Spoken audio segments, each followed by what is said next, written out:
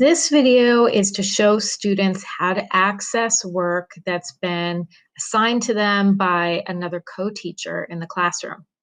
So first, I'm on a student's page and I'm on the journal tab and I see my name and I see a folder. I'm going to click on the folder. I have lots of folders. My teacher is very, very organized. I'm going to find the folder that has my other teacher's name on it. And that's Ms. Roberts. I only see her a few times a week, but she still sends me work. So I'm going to click on Ms. Roberts. And there I can see that this is something that Ms. Roberts sent to me. It's in her folder. Here's something else.